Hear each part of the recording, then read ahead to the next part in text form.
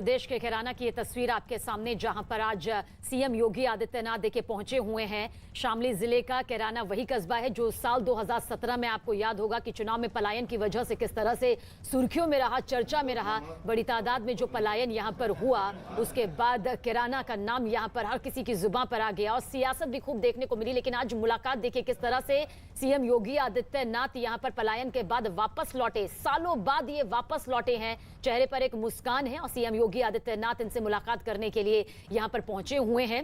हालांकि आगे भी शिलान्यास का कार्यक्रम यहां पर होगा। कैराना को मजबूत सुरक्षा के तोहफे यहां पर मिलते हुए नजर आएंगे। लेकिन ये तस्वीर बेहद खास हो जाती है जहां पर सीएम योगी आदित्यनाथ कैराना में किस तरह से पलायन करने वाले उन लोगों से मुलाकात कर रहे हैं जो खौफ के साए के चलते, दहशत के चलते कैराना को छोड़ने के लिए मजबूर हो गए थे। लेकिन फिर से इन्हें सुरक्षित माहौल यहां पर मिला है, ये इनका यहां पर मानना है, जिसके बाद वापसी देखिए किस तरह से हुई है। और ऐसे में सीएम योगी इनसे मुलाकात करते हुए, इनसे संवाद करते हुए भी दिखाई दे रहे हैं। अमित हमारे सहयोगी लगातार बने हुए हैं। अमित, कहा जा सकता है ये तस्वीर भी वाकई अपने आप में बेहद खास है, क्योंकि ये वही लोग हैं जिन्होंने खौफ में, दहशत में अपनी जमीन को छोड़ दिया था, लेकिन आखिरकार सुरक्षा के मद्देनजर महसूस करते हुए ये वापसी कर चुके हैं। और देखिए बेहद अहम तस्वीरें हैं ये, और ये पूरा का पूरा चुनावी एजेंडा है वो बयान कर रही है जो सीएम योगी उस परिवार से मिल रहा है। कैराना के कस्बा इलाके के बाहरी हिस्से की ये तस्वीरें हैं, न्यूज 18 इंडिया के कैमरे पर आप देख सकते हैं। और सीएम योगी इस वक्त मुलाकात कर रहे हैं और यहाँ पर आकर मीडिया से भी रूबरू होंगे।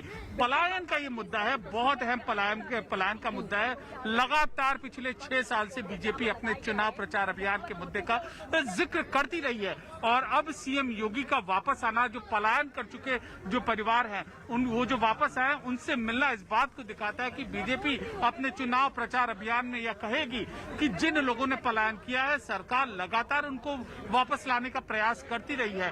और यही वजह है कि 40 मिनट तक, करीब 40 मिनट तक सीएम योगी इस घर में वक्त बिताएंगे और ये आशा यही की जा रही है कि यहाँ कुछ वो भोजन भी लेंगे या कुछ वो खाएंगे भी और उसके बाद जाएंगे जनसभा को संबोधित करेंगे। ये जो इलाका है पूरा का पूरा जो कस्बा इलाका है कैराना शामली जिले का, हमेशा से पिछले 4-5 सालों से हमेशा से सुर्खियों में रहा है सबीना। इससे पहले सांसद हुकुम सिंह ने भी यहाँ आसपास के रहने वाले परिजनों की लिस्ट तैयार की थी जो पलायन कर चुके हैं और उसके बाद तमाम तरीके का राजनीतिक विवाद उठा था। गृहमंत्री अमित शाह ने भी यहाँ तक कि पलायन के मुद्दे का जिक्र किया था अपने लखनऊ के भाषण में पिछले महीने जो हुआ था। और अब सीएम योगी यहाँ पर आ रहे हैं और 40 मिनट से भी ज्यादा समय इस परिवार के साथ यहाँ पर बिताएंगे। तो कितना अहम मुद्दा है पलायन, बिल्कुल। और अमित, क्या माना जाए इन तस्वीरों के जरिए, ये भी आपसे समझना चाहेंगे, क्योंकि आपने कहा कि 40 मिनट तक ये पूरी मुलाकात चलेगी, ये पूरा संवाद यहाँ पर देखिए किस तरह से हो भी रहा है। अमित, कैराना की किस्मत में जो दर्द देखने को मिला था जब पलायन की तस्वीर यहाँ पर आई थी, क्या इन तस्वीरों के साथ माना जाए कि कैराना की किस्मत अब बदल रही है और इसी बदलती किस्मत के साथ में सुरक्षा का मजबूत कवच भी यहाँ पर सीएम योगी आदित्यनाथ कैराना वासियों को, इन पलायन वासियों को जो कि वापस लौटे हुए हैं, उन्हें देते हुए, उन्हें मुहैया करवाते हुए नजर आएंगे? हाँ, देखिए किस्मत बदल रही है या नहीं ये तो जनता इसका जवाब देगी जब वोटिंग होगी। लेकिन यहाँ फिलहाल हम इस बदलाव के बाद, यहाँ पर इस हलचल के बाद जरूर ये कह सकते कि लगातार अगले कुछ महीनों तक यह इलाका राजनीतिक गतिविधियों का केंद्र बना रहेगा। और अमूमन जो उत्तर प्रदेश में विधानसभा चुनाव होते हैं, पहले पश्चिमी उत्तर प्रदेश में होते हैं, उसके बाद अवध में होते हैं, उसके बाद बुंदेलखंड में होते हैं, उसके बाद पूर्वांचल में होते हैं। तो पश्चिमी उत्तर प्रदेश से जब चुनाव की शुरुआत होगी, चुनाव प्रचार अभियान भी बीजेपी यहीं से जब अपना शुरू होगी, इस इलाके की गूंज सबीना हमें अगले 2-3 महीने तक लगातार हर जगह देखने को मिलेगी। इसका जिक्र, इस परिवार की बात और पलायन के मुद्दे का जिक्र। बिल्कुल अमित, क्योंकि जाहिर सी बात है विधानसभा चुनाव बेहद करीब है। अगले साल के शुरुआत में ही तस्वीर भी चुनावी तौर पर नजर आ जाएगी। जिन 5 राज्यों में चुनाव होने हैं उनमें सबसे बड़ा और सबसे अहम उत्तर प्रदेश है। एक एक सीट की अपनी अहमियत है। यहाँ के नतीजे जो हैं वो देश की राजनीति का भविष्य यहाँ पर तय करते नजर आते हैं। लेकिन अमित, इन तस्वीरों के साथ जरा ये भी समझने की कोशिश करेंगे, क्योंकि चुनावी माहौल के लिहाज से यह तस्वीर और भी ज्यादा खास हो जाती है। विपक्ष किस तरह से इस पूरे मुद्दे को लेगा, क्योंकि जाहिर सी बात है पलायन का मुद्दा एक गंभीर मुद्दा रहा है। बीजेपी के लिए यह मुद्दा प्रमुखताओं के साथ में रहा है और लगातार बीजेपी इस मुद्दे को प्रमुखता से उठाती भी आई है, क्योंकि अब विधानसभा चुनाव भी यहां पर सामने है। उसके मद्देनजर इन तस्वीरों के समीकरण को समझेंगे आपसे। देखिए, तस्वीरों के जरिए हम आपको यहाँ पर समझा रहे हैं कि बेशक बीजेपी इसको अपना प्रमुख चुनावी मुद्दा बनाएगी और सीएम 40 मिनट तक यहाँ पर इस परिवार के साथ रहेंगे जो पहले पलायन कर चुका था, वापस यहाँ पर लौटा। विपक्ष इसको यही कहेगा कि तुष्टीकरण की राजनीति हो रही है, क्योंकि मौजूदा यहाँ पर जो विधायक हैं वो समाजवादी पार्टी के विधायक हैं और इससे पहले उनकी जो निकटतम प्रतिद्वंदी थी सबीना। देखिए, राजनीतिक समीकरण को यहाँ पर समझिए। अगर कैराना विधानसभा क्षेत्र है तो जो पराजित उम्मीदवार थी मृगांका सिंह थी, वो उन्हीं सांसद हुकुम सिंह की बेटी थी जिन्होंने यह पलायन का मुद्दा पूरा का पूरा उठाया था, जो पूरी की लिस्ट तैयार की थी और इसको जोर शोर से बीजेपी ने उठाया था। तो बेशक इस मुद्दे की वजह से बीजेपी को पश्चिमी उत्तर प्रदेश में बहुत फायदा देखने को मिला, लेकिन ये सीट जो बीजेपी है वो हार गई थी और यहाँ पर इस सीट को जीतने की भी प्रतिष्ठा होगी। और जाहिर सी बात है कि मुद्दा इतना बड़ा है कि कैराना का ये पलायन का मुद्दा, इसको वो जिक्र करेगी। न केवल कैराना है, कैराना, कांदला, शामली, ये ऐसे इलाके हैं, ये इनका जिक्र करते हुए हमें बीजेपी के शीर्ष नेता हमें लगातार चुनाव प्रचार अभियान में हमें करते हुए हमें नजर आ जाएंगे। बिल्कुल, और ये तस्वीरें भी यहाँ पर लगातार हम पहुंचा रहे हैं। देखिए, सीएम योगी आदित्यनाथ कुछ देर पहले यहाँ पर पहुंचे और जैसा कि हमारे सहयोगी अमित भी हमें जानकारी दे रहे हैं कि करीब 30 से 40 मिनट तक की ये पूरी मुलाकात यहाँ पर चलती हुई नजर आएगी। और इस तस्वीर को कई नजरिए से देखने की जरूरत है। जहां पर आज किराना को कई बड़ी सौगातें मिलने वाली हैं, तो वहीं पर किराना पीड़ितों से जो कि पलायन के दर्द को झेल चुके हैं, उनकी वापसी सालों बाद, बरसों बाद यहां पर हुई है।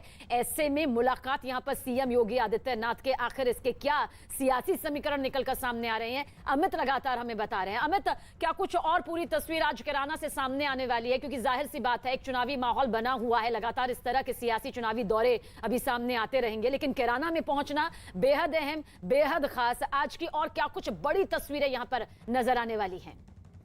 अपना काम। देखिए, बड़ी तस्वीरें यही हैं कि इसके बाद सीएम योगी आदित्यनाथ एक जनसभा को भी संबोधित करेंगे और कई सरकारी योजनाओं का जो शिलान्यास है वो करेंगे और उसके बाद सीएम योगी यहां से रवाना होंगे।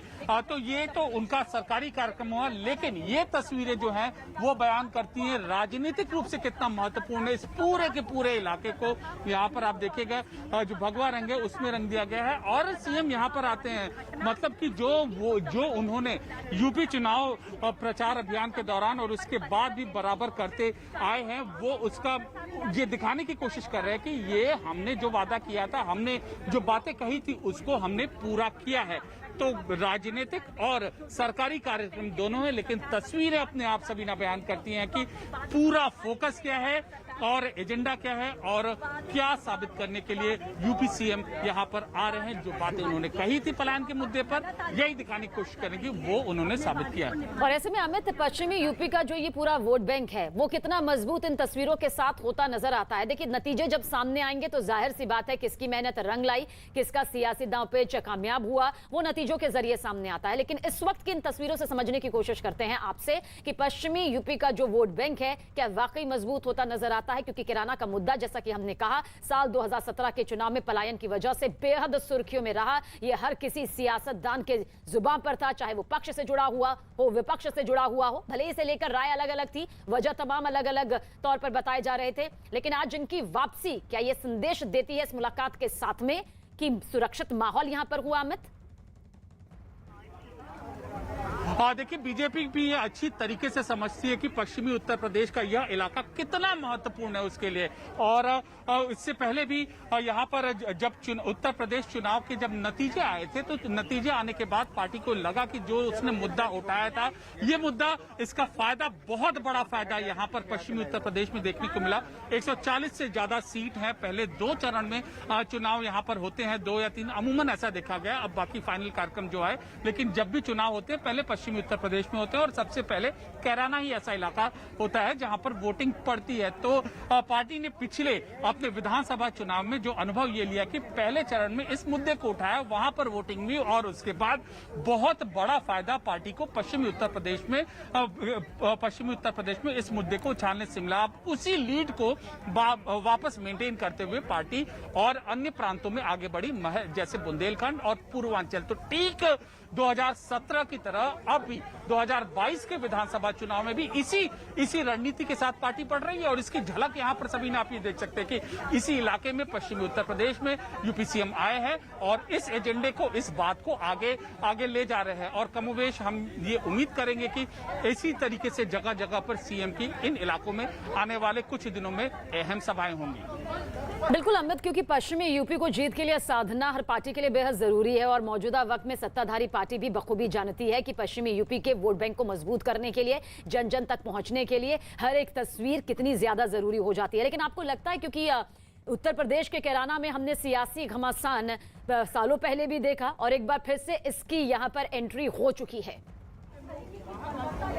देखिए, अमूमन जब चुनाव प्रचार अभियान की शुरुआत होती है तो सहारनपुर से जो रैली होती है उसके बाद आगे धीमे धीमे करके पार्टी पश्चिमी उत्तर प्रदेश के अन्य इलाकों में सामने आती है। पिछले विधानसभा चुनाव में भी ऐसा हुआ था और फिर उसके बाद कैराना, धौलाना, शामली, बागपत, मेरठ और सरधना, इन जैसे इलाकों में बीजेपी के नेता गए थे और वहां पर उन्होंने चुनाव प्रचार अभियान किया था। तो यहाँ पर इस बार भी इसी तरीके से करेंगे, लेकिन इस बार सबीना हमें परिस्थिति थोड़ा सा और समझनी होगी क्योंकि किसान आंदोलन की वजह से परिस्थितियां यहाँ पार्टी को ये अंदेशा है कि उनके गुस्से का सामना यहाँ पर करना पड़ सकता। कल ही यहाँ से थोड़ी ही दूर पर जयंत चौधरी की यहाँ पर रैली हुई थी और वहां पर काफी भीड़ देखी गई थी। तो पार्टी को भली भांति अंदाजा है कि उसको कितनी कड़ी चुनौती का यहाँ पर सामना करना पड़ेगा और उसी रणनीति के तहत ये समय बिताना, सबीना, ये समय बिताना 40 मिनट कोई कम वक्त नहीं है। समय बिताना, प्रमुखता से इस एजेंडे का जिक्र करना और उसके बाद तरह तरह की जो सरकारी योजनाओं की सौगात देना, ये दिखाता है कि अब किसानों का जो मुद्दा है, किसानों का और जो महंगाई के मुद्दे हैं उनसे मुकाबला करने के लिए, उसका काउंटर करने के लिए ये एजेंडा है पार्टी का और इस सरकार का। ये